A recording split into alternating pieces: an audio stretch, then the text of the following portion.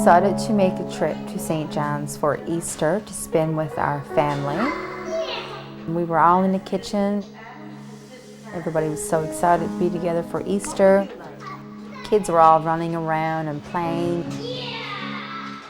I really did not think anything like this would happen. What happened to Adam was every parent's worst nightmare. Adam came across a little incense diffuser. Adam had taken that reed oil and poured it into the cup. His grandmother had seen him with the cup, so she had noticed Adam tipping the cup, and Adam started screeching. And she started to screech out saying, "Adam has drank something. Adam has drank something." We got him ready to bring to the Janeway, brought him into a room, and he took some blood work. And the blood work showed that his blood was becoming acid, which was another sign that there was something almost certainly poisonous in what he had consumed. The absolute worst thing that can happen to you is that you can die from methanol poisoning.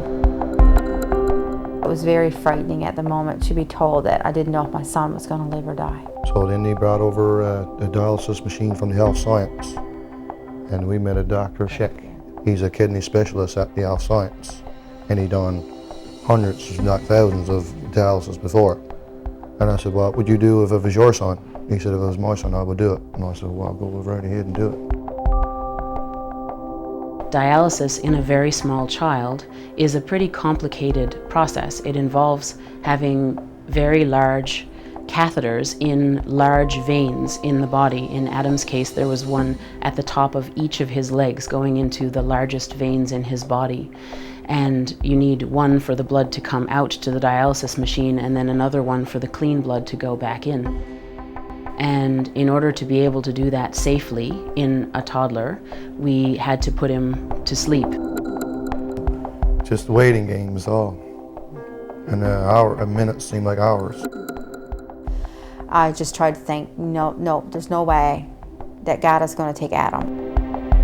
Once the dialysis was finished, it certainly seemed from everything that we could tell at the time that it had been successful. And so we were very optimistic that everything was going to be okay. Easter Sunday was very, very special to us because, it was like we had a second chance at life with Adam. The nightmare's over. Just to be able to hold Adam. Just to know that Adam was going to be okay. Just to hear Adam say "Mommy" again.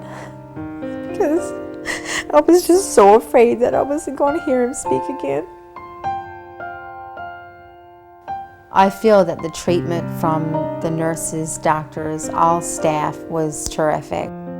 Dr. Schick, he took a chance on doing this dialysis for Adam, and thank God it worked. If an adult had drank the same amount or whatever, that would have been fatal. For your son to drink some of this oil and then to find out you don't know if your son is going to live or if your son is going to die. But thank God, this was a true miracle for us. Love you.